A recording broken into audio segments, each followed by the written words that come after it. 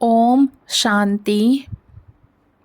ओम शांति। 29 जून 2024। आज के बाप दादा के महावाक्य। आज बाबा ने कहा, मीठे बच्चे, शरीर सहित जो कुछ भी देखने में आता है यह सब विनाश होना है।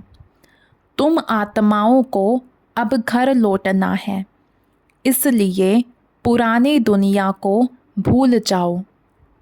शरीर सहित जो कुछ भी देखने में आता है यह सब विनाश होना है। तुम आत्माओं को अब घर लौटना है, इसलिए पुरानी दुनिया को भूल जाओ। प्रश्न है, तुम बच्चे किन शब्दों में सभी को बाप का मैसेज सुना सकते हो? उत्तर है, सभी को सुनाओ कि बेहद का बाप बेहद का वर्षा देने आया है। अब हद के वर्षे का समय पूरा हुआ, अर्थात भक्ति पूरी हुई। अब रावण राज्य समाप्त होता है। बाप आया है तुम्हें रावण 5 विकारों की जेल से छुड़ाने। यह पुरुषोत्तम संगम युग है। इसमें तुम्हें पुरुषार्थ कर दैवी गुणों वाला बनना है। सिर्फ पुरुषोत्तम संगम युग को भी समझ लें तो स्थिति श्रेष्ठ बन सकती है। ओम शांति। अब रूहानी बच्चे क्या कर रहे हैं? अव्यभिचारी याद में बैठे हैं। एक होती है अव्यभिचारी याद, दूसरी होती है व्यभिचारी याद। अव्यभिचारी याद अथवा अव्यभिचारी भक्ति जब पहले शुरू होती है तो सब शिव की पूजा करते हैं। ऊंचते ऊंच भगवान वही है। वह बाप भी है, फिर शिक्षक भी है। पढ़ाते हैं। क्या पढ़ाते हैं? मनुष्य से देवता बनाते हैं।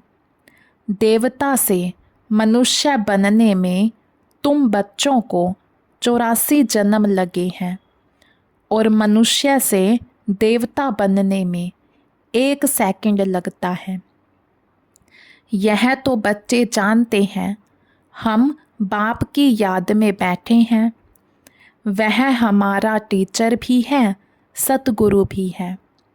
योग सिखाते हैं कि एक की याद में रहो। वह खुद कहते हैं, हे आत्माओं, हे बच्चे, देह के सब संबंध छोड़ो, अब वापिस जाना है। यह पुरानी दुनिया बदल रही है, अभी यहाँ रहना नहीं है। पुरानी दुनिया के विनाश लिए ही यह बारूद आदि बनाए हुए हैं। नेचुरल कैलेमिटीज़, प्राकृतिक आपदाएं भी मदद करती हैं। विनाश तो होना है ज़रूर। तुम पुरुषोत्तम संगम युग पर हो, यह आत्मा जानती है। हम अभी लौट रहे हैं, इसलिए बाप कहते हैं, इस पुरानी दुनिया, पुरानी देह को भी छोड़ना है।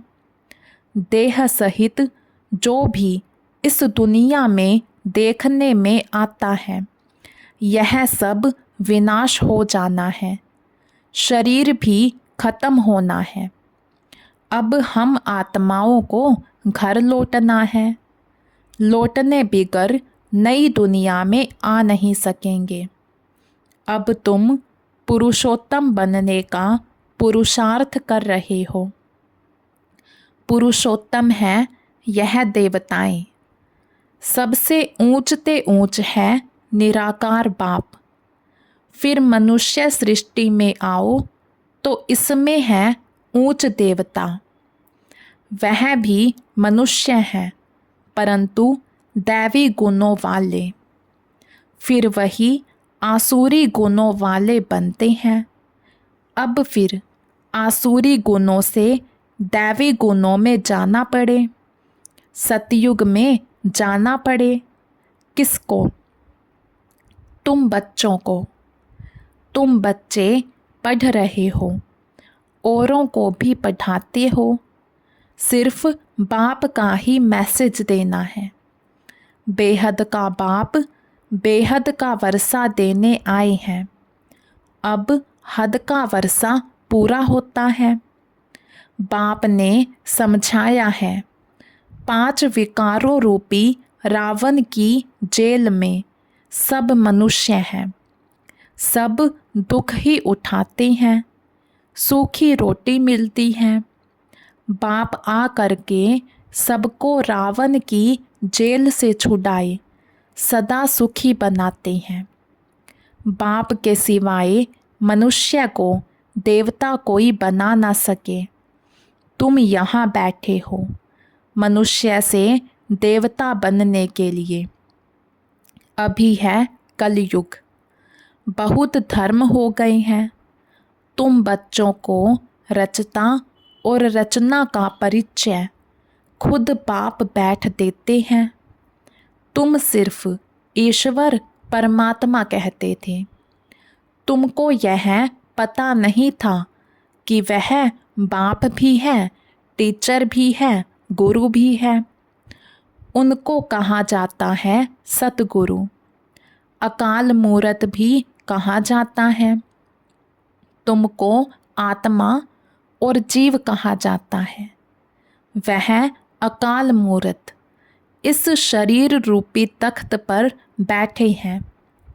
वह जन्म नहीं लेते हैं, तो वह अकाल मूरत बाप बच्चों को समझाते हैं, मेरा अपना रथ नहीं है। मैं तुम बच्चों को पावन कैसे बनाऊं? मुझे तो रथ चाहिए ना। अकाल मूरत को भी तख्त तो चाहिए। अकाल तख्त मनुष्य का होता है और कोई का नहीं होता है। तुम हर एक को तख्त चाहिए। अकाल मूरत आत्मा यहाँ विराजमान है। वह सभी का बाप है। उनको कहा जाता है महाकाल। वह पुनर्जन्म में नहीं आते हैं। तुम आत्माएं पुनर्जन्म में आती हो। मैं आत्मा हूँ कल्प के संगम युगे। भक्ति को रात, ज्ञान को दिन कहा जाता है। यह पक्का याद करो। मुख्य है ही 2 बातें, अल्फ और बे, बाप और बादशाही। बाप आकर बादशाही देते हैं और बादशाही के लिए पढ़ाते हैं। इसलिए इसको पाठशाला भी कहा जाता है। भगवानुवाच, भगवान तो है निराकार, उनका भी पाठ होना चाहिए। वह है ऊंचते ऊंच भगवान, उनको सभी याद करते हैं। बाप कहते हैं, ऐसा कोई मनुष्य नहीं होगा जो भक्ति मार्ग में याद ना करता हो। दिल से ही सब पुकारते हैं, हे भगवान, हे लिबरेटर, ओ गॉड फादर, क्योंकि वह है सभी आत्माओं का फादर। ज़रूर बेहद का ही सुख देंगे। हद का बाप हद का सुख देते हैं, कोई को पता नहीं। अब बाप आए हैं, कहते हैं, बच्चों और संग तोड़ मुझ एक बाप को याद करो। यह भी बाप ने बताया है। तुम देवी देवता नई दुनिया में रहते हो, वहाँ तो अपार सुख है। उन सुखों का अंत नहीं पाया जाता है। नए मकान में सदैव सुख होता है, पुराने में दुख होता है। तब तो बाप बच्चों के लिए नया मकान बनवाते हैं। बच्चों का बुद्धि योग नए मकान में चला जाता है। यह तो हुई हद की बात। अभी तो बेहद का बाप नई दुनिया बना रहे हैं। पुरानी दुनिया में जो कुछ देखते हो वह कब्रिस्तान होना है। अभी परिस्तान स्थापन हो रहा है। तुम संगम युग पर हो। कलयुग की तरफ भी देख सकते हो, सतयुग की तरफ भी देख सकते हो। तुम संगम युग पर साक्षी हो, देखते हो। प्रदर्शनी में अथवा म्यूज़ियम में आते हैं तो वहाँ भी तुम संगम पर खड़ा कर दो। इस तरफ है कलयुग, उस तरफ है सतयुग, हम बीच में हैं। बाप नई दुनिया स्थापन करते हैं जहाँ पर बहुत थोड़े मनुष्य होते हैं और कोई भी धर्म वाला नहीं आता है। सिर्फ तुम ही पहले पहले आते हो। अभी तुम स्वर्ग में जाने का पुरुषार्थ कर रहे हो। पावन बनने के लिए ही मुझे पुकारा है कि हे बाबा, हमको पावन बनाकर पावन दुनिया में ले चलो। ऐसे नहीं कहते कि शांति धाम में ले चलो। परम धाम को कहा जाता है स्वीट होम। अभी हमको घर जाना है जिसको मुक्ति धाम कहा जाता है, जिसके लिए ही सन्यासी आदि शिक्षा देते हैं। वह सुख धाम का ज्ञान दे नहीं सकते। वह है निवृत्ति मार्ग वाले। तुम बच्चों को समझाया गया है कौन कौन धर्म कब कब आते हैं। मनुष्य सृष्टि रूपी झाड़ में पहले पहले फाउंडेशन तुम्हारा है। बीज को कहा जाता है वृक्षपति। बाप कहते हैं मैं वृक्षपति ऊपर में निवास करता हूँ। जब झाड़ एकदम जड़ जड़ीभूत हो जाता है तब मैं आता हूँ देवता धर्म स्थापन करने। बनियन ट्री का बड़ा वंडरफुल झाड़ है, बिगर फाउंडेशन, बाकी सारा झाड़ खड़ा है। इस बेहद के झाड़ में भी आदि सनातन देवी देवता धर्म है नहीं, बाकी सब धर्म खड़े हैं। तुम मूल वतन निवासी थे, यहाँ पार्ट बजाने आए हो। तुम बच्चे ऑलराउंड पार्ट बजाने वाले हो, इसलिए 84 जन्म है मैक्सिमम, फिर मिनिमम 1 जन्म। मनुष्य फिर कह देते 84 लाख जन्म। वह भी किसके होंगे यह भी समझ नहीं सकते। बाप आकर तुम बच्चों को समझाते हैं 84 जन्म तुम लेते हो। पहले पहले मेरे से तुम बिछड़ते हो।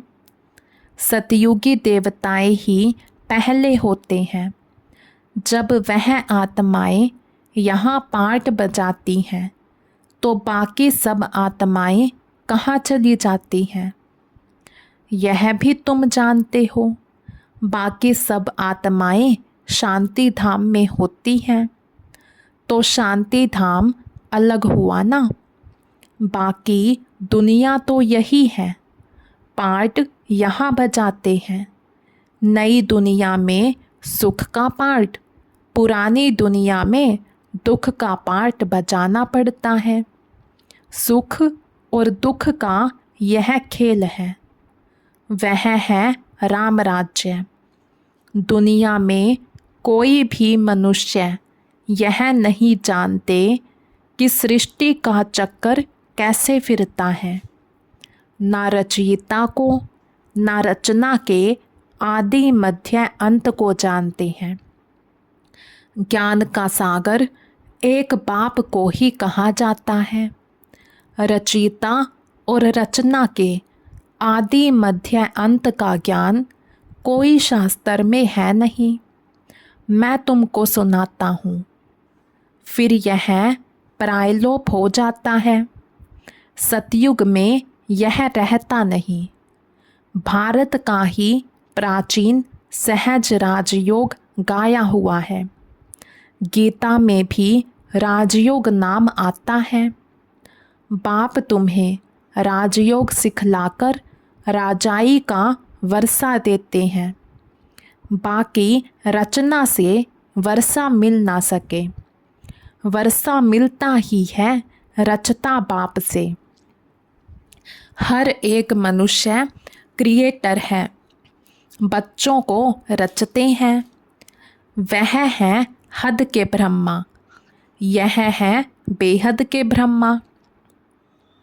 वह है निराकार आत्माओं के पिता, वह लौकिक पिता। यह फिर है प्रजापिता। प्रजापिता कब होना चाहिए? क्या सतयुग में? नहीं, पुरुषोत्तम संगम युग पर होना चाहिए। मनुष्यों को यह भी पता नहीं है कि सतयुग कब होता है।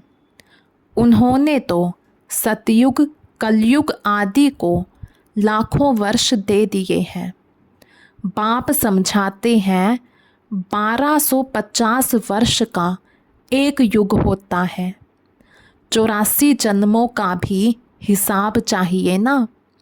सीढ़ी का भी हिसाब चाहिए ना। हम कैसे उतरते हैं? पहले पहले फाउंडेशन में है देवी देवता, उनके बाद फिर आते हैं इस्लामी बोधि। बाप ने झाड़ का राज भी बताया है। बाप के सिवाय तो कोई सिखला ना सके। तुमको कहेंगे यह चित्र आदि कैसे बनाए, किसने सिखाया? बोलो, बाबा ने हमें ध्यान में दिखाया, फिर हम यहाँ बनाते हैं। फिर उनको बाप ही इस रथ में आकर करेक्ट करते हैं कि ऐसे ऐसे बनाओ। खुद ही करेक्ट करते हैं। श्री कृष्ण को श्याम सुंदर कहते हैं, परंतु मनुष्य तो समझ नहीं सकते कि क्यों कहा जाता है। यह वैकुंठ का मालिक था तो गोरा था, फिर गावड़े का छोरा सांवरा बना, इसलिए उनको ही श्याम सुंदर कहते हैं। यही पहले आते हैं तत्त्वम। इन लक्ष्मी नारायण की राजाई मिलती है।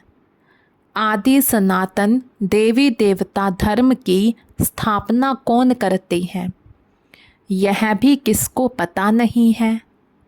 भारत को भी भुलाए हिंदुस्तान के रहवासी हिंदू कह देते हैं। मैं भारत में ही आता हूँ। भारत में देवताओं का राज्य था जो अब प्राय लोप हो गया है। मैं आता हूँ फिर से स्थापना करने। पहले पहले है ही आदि सनातन देवी देवता धर्म। यह झाड़ वृद्धि को पाता रहता है। नए नए पत्ते मठ पंथ पिछाड़ी में आते हैं तो उनकी भी शोभा हो जाती है। फिर अंत में जब सारा झाड़ जड़जड़ीभूत अवस्था को पाता है, तब फिर मैं आता हूँ। यदा यदा ही धर्मस्य। आत्मा अपने को भी नहीं जानती तो बाप को भी नहीं जानती। अपने को भी गाली देते, बाप को और देवताओं को भी गाली देते रहते हैं। तमो प्रधान बेसमझ बन जाती हैं। तब मैं आता हूँ। पतित दुनिया में ही आना पड़े। तुम मनुष्यों को जीव दान देते हो, अर्थात मनुष्य से देवता बनाते हो। सब दुखों से दूर कर देते हो, सो भी आधा कल्प के लिए। गायन भी है ना वंदे मातरम। कौन सी माताएं जिनकी वंदना करते हैं? तुम माताएं हो, सारी सृष्टि को बहिष्ट बनाती हो, स्वर्ग बनाती हो। भल पुरुष भी हैं, लेकिन मेजॉरिटी माताओं की है। इसलिए बाप माताओं की महिमा करते हैं। बाप आकर तुमको इतनी महिमा लायक बनाते हैं। अच्छा, मीठे मीठे सिकिलधे बच्चों प्रति माता पिता बाप दादा का याद प्यार और गुड मॉर्निंग। रूहानी बाप की रूहानी बच्चों को नमस्ते।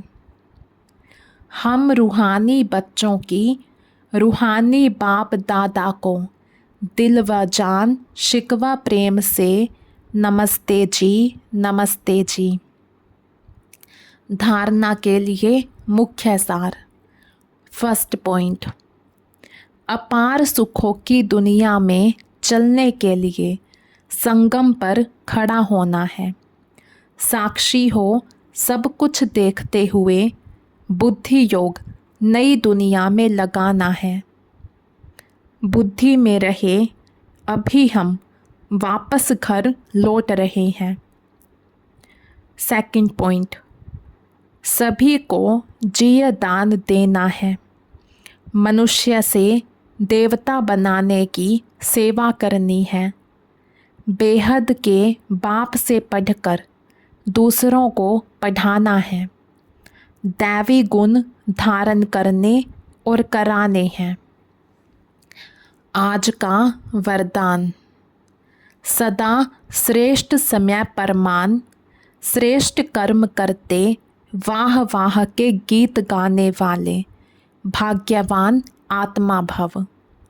सदा श्रेष्ठ समय परमान, श्रेष्ठ कर्म करते वाह वाह के गीत गाने वाले भाग्यवान आत्मा भव। इस श्रेष्ठ समय पर सदा श्रेष्ठ कर्म करते वाह वाह के गीत मन से गाते रहो। वाह मेरा श्रेष्ठ कर्म या वाह श्रेष्ठ कर्म सिखलाने वाले बाबा। तो सदा वाह वाह के गीत गाओ। कभी गलती से भी दुख का नज़ारा देखते भी हाय शब्द नहीं निकलना चाहिए। वाह ड्रामा वाह और वाह बाबा वाह। जो सवपन में भी नहीं था वह भाग्य घर बैठे मिल गया। इसी भाग्य के नशे में रहो। आज का स्लोगन है, मन बुद्धि को शक्तिशाली बना दो तो कोई भी हलचल में अचल अडोल रहेंगे। मन बुद्धि को शक्तिशाली बना दो तो कोई भी हलचल में अचल अडोल रहेंगे। अच्छा, ओम शांति।